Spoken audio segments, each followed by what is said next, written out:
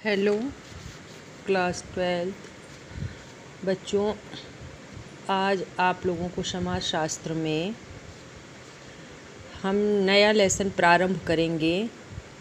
जन संपर्क साधन और संचार। तो जन संपर्क साधन और संचार की किस तरह से लोगों को किन किन माध्यमों से हम लोग जो हैं अपनी बातों को मनुष्यों तक पहुंचा सकते हैं। तो इसमें हम लोग देखेंगे सर्वप्रथम कि जैसे समाचार पत्रों द्वारा, पत्रिकाओं द्वारा, रेडियो द्वारा, टेलीविज़न द्वारा, फिल्मों द्वारा, विज्ञापन के साधनों और वीडियो गेम तथा सीडी आदि के जो हैं इन सब चीज़ों को हम लोग अच्छी तरह से परिचित हैं और इन्हीं के माध्यम से हम जो हैं जनसंपर्क के में अपनी बातों को कह सकते हैं। तो ये सभी साधन जो हैं वह मास मीडिया कहने का इनका मुख्य कारण ये है कि इसके द्वारा एक साथ बहुत अधिक लोगों से व्यापक क्षेत्र में संपर्क स्थापित किया जा सकता है। लेकिन आज के जीवन में क्या है कि मास मीडिया की बहुत ही व्यापक भूमिका है। ये चारों तरफ जो है वो फैला हुआ है। यह सभी साधन हमारे संपूर्ण जीवन के अभिन्न तथा अनिवार्य अंग भी बन गए हैं। जैसे मोबाइल को ही आप देखिए कि मोबाइल से हम कितने कामों को कर सकते हैं। मोबाइल से हम पढ़ाई भी कर सकते हैं, मनोरंजन भी कर सकते हैं, अपनी बात को दूसरों तक पहुंचा भी सकते हैं, जो हमको देखना है उसको देख सकते हैं। कई चीज़ों से ऑनलाइन शॉपिंग हो जा रही है मोबाइल द्वारा, खाना मंगा लिया जा रहा है मोबाइल के द्वारा। कई चीज़ें, कई तरह से इसका इस्तेमाल हम लोग कर रहे हैं। तो ये जो है हमारे जीवन का क्या है, एक अभिन्न और अनिवार्य अंग बन गया है, क्योंकि बिना मोबाइल के देखिए कोई काम किसी का नहीं चल पाता है। और इसके बिना, इससे अलग होकर भी हम अपने जीवन की कल्पना नहीं कर पाएंगे। तो मास मीडिया के जो विभिन्न साधन हैं, या कोई शौक़ है या मनोरंजन के साधन नहीं हैं, तो ये सब हमारे लिए क्या हो गए हैं, उपयोगी हो गए हैं और जीवन यापन करने में सहायक भी हो गए हैं। अब हम लोग ये देख रहे हैं कि सब एक आदत सी लोगों की बन गई है कि सुबह सो के उठेंगे तभी रेडियो है, टेलीविज़न है, इसको ऑन करेंगे और समाचार पत्रों का इंतज़ार करते रहेंगे कि पेपर आ रहा होगा। तो इस तरह से व्यक्ति उठते ही अपने मोबाइल को भी चेक करता है कि किसकी मिस्ड कॉल है, कौन सा मैसेज है, क्या है, इन सब चीज़ों को देखता है। तो हर रोज़ का कारीगर जो है इनसे विभिन्न सेवाएं प्रदान करने लगा है।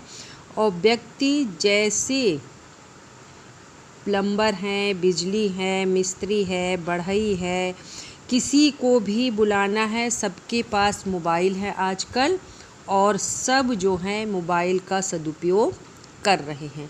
यहाँ तक कि एक बार एक जोक भी था बच्चों कि कोई भिखारी किसी के यहाँ भीख मांगने गया।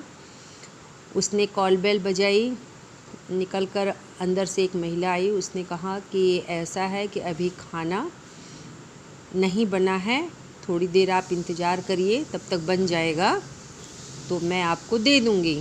तो वह भिखारी मांग तो भीख रहा है, तो उस महिला से कह रहा है कि आप मेरा मोबाइल नंबर ले लीजिए और जब आपके यहाँ खाना तैयार हो जाएगा भोजन, तो आप मुझको कॉल कर दीजिएगा, मैं लेने आ जाऊँगा। अब सोच लीजिए आप लोग कि मोबाइल जो है वह कितना आवश्यक भी है और इसका कितना मिसयूज़ मतलब दुरुपयोग भी हो रहा है। बहुत से लोग इसका दुरुपयोग भी कर रहे हैं मोबाइल का। तो अब हम लोगों को क्या है, जैसे बढ़ई है, प्लम्बर वाले हैं, बिजली वाला है, इन सबको क्या करना है, अगर आवश्यकता पड़ रही है तो उनको मोबाइल के द्वारा हम लोग बुला करके अपने काम को करवा लेते हैं। इसी प्रकार हम देखेंगे कि दुकानदार जो हैं, चाय वाले हैं, ये सब भी मोबाइल के द्वारा अपने कार्यों को कर रहे हैं और सभी ग्राहक भी इन पर अपना ध्यान केंद्रित कर लेते हैं और कुछ तो इनसे आपसी वार्तालाप भी कर ले रहे हैं। मोबाइल तथा इंटरनेट सुविधा के उपलब्ध होने के कारण कोई भी व्यक्ति या देश अथवा विदेश में कहीं भी रहने वाले अपने मित्रों या रिश्तेदारों या अपने दोस्तों सबसे संपर्क स्थापित कर सकता है। तो इस प्रकार हम लोग ये कहेंगे कि आपसी संपर्क के अतिरिक्त मोबाइल से अनेक प्रकार की सूचनाएं भी प्राप्त की जा सकती हैं। परीक्षाओं की तिथि है, परिणाम है, ये सब मोबाइल के द्वारा ज्ञात हो जा रहा है। तो अनेक पुस्तकें तथा अन्य ज्ञान संबंधी विवरण इंटरनेट पर भी उपलब्ध हैं, जिन्हें मोबाइल फ़ोन के माध्यम से कहीं से भी उपलब्ध किया जा सकता है। लेकिन अब इसमें देखेंगे कि समाजशास्त्र में इन समस्त सामाजिक परिजनों का व्यवस्थित रूप से किस प्रकार से इनको समझा जाएगा। तो समाजशास्त्र में यह प्रयास किया गया है कि जन संचार के साधनों में किस प्रकार से वृद्धि हुई है, किस प्रकार मास मीडिया की संरचना तथा विषय वस्तु का विकास तथा उपयोग को भूमंडलीकरण ने कैसे प्रभावित किया। ये हमारा प्रश्न होता है कि भूमंडलीकरण ने कैसे इसे प्रभावित किया। तो जनसंचार के साधनों के उपयोगों को इन्होंने 3 भागों में बांटा है। 3 भागों में बांटा है और पहला है औपनिवेशिक भारत में मीडिया का उपयोग। फिर भूमिका स्वतंत्र भारत में प्रारंभ के वर्षों में जनसंख्या के साधनों का विकास और फिर उपभोग तथा भूमंडली के दौर में जनसंचार के साधनों का विस्तार। तो ये इसके 3 भाग हैं जिसमें समाजशास्त्रियों ने इसको बांटा है। तो ये तो हो गया था हमारा जनसंपर्क साधन के संचार। और अब हम लोग देखेंगे संचार सामान्य परिचय कि संचार का सामान्य परिचय क्या है। तो संचार के सामान्य परिचय में संचार जो है यह मानवीय अंतःक्रियाओं का प्रमुख आधार है। संचार की प्रक्रिया के अभाव में सामाजिक जीवन की कल्पना हम नहीं कर सकते हैं। संचार की प्रक्रिया से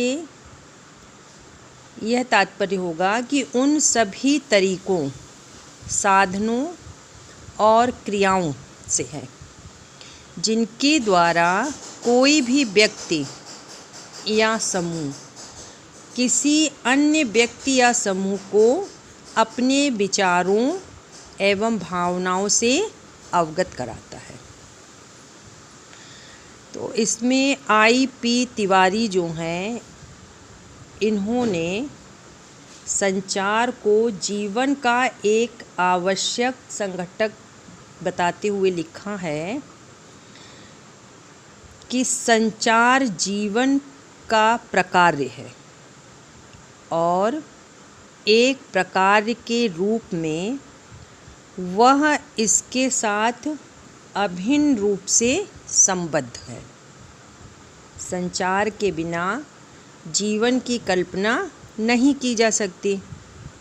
इसलिए ये कहा जाता है कि संचार जीवन के साथ प्रारंभ होता है और तभी उसका अंत होता है, जब जीवन का अस्तित्व नहीं रहता है। दूसरे शब्दों में इन्होंने क्या कहा है कि संचार जीवन के साथ ही समाप्त हो जाता है। तो संचार जो है यह अनेक रूपों में होता है और इसके 4 आधारभूत प्रकार इन्होंने बताए हैं। तो पहला है, अनेक बार व्यक्ति स्वयं से भी संचार करता है, मतलब स्वयं से ही अपनी बात करता है। किसी विशेष कार्य से स्वयं को संतुष्ट या असंतुष्ट अनुभव करता है और कभी कभी क्या होता है, तर्कद्वंद से भी गुजरता है। तो इस प्रकार ये देखा जाएगा कि स्वयं से ही विचार विमर्श या भावनाओं की अभिव्यक्ति को अंतःव्यक्ति संचार कहा जाता है। ये तो इसका हो गया पहला, 4 भागों में बताया गया था। तो पहला हो गया इसका अंतःव्यक्ति संचार, जो व्यक्ति स्वयं से ही बात करता है और अपने विचार और भावनाओं को अभिव्यक्त करता है। फिर दूसरा है, जब व्यक्ति किसी अन्य व्यक्ति से विचारों का आदान प्रदान करता है और ऐसा आदान प्रदान जो आमने सामने की स्थिति में होता है, तो उसे अंतर्व्यक्ति संचार कहा जाता है। यह पहला वाला था अंतःव्यक्ति और यह अंतर्व्यक्ति संचार। और अब तीसरा है हमारा कि जब व्यक्ति किसी सामूहिक परिस्थिति में होता है, किसी सामूहिक परिस्थिति में होता है। सामूहिक परिस्थिति से मतलब है कि किसी व्यवसाय के क्षेत्र में जुड़ा है या कहीं और किसी कार्य में जुड़ा हुआ है, उसके लिए तो अपने अनेक सहकर्मियों के साथ विविध रूप से संचार करता है। तो इस स्थिति को क्या कहा जाएगा, समूह संचार। और चौथा है कि कभी कभी ऐसी परिस्थिति भी होती है जहां अनेक व्यवसायों के लोग एक दूसरे के साथ संचार करते हैं। तो इसमें हम लोग ये देखेंगे जो अनेक व्यक्तियों के साथ संचार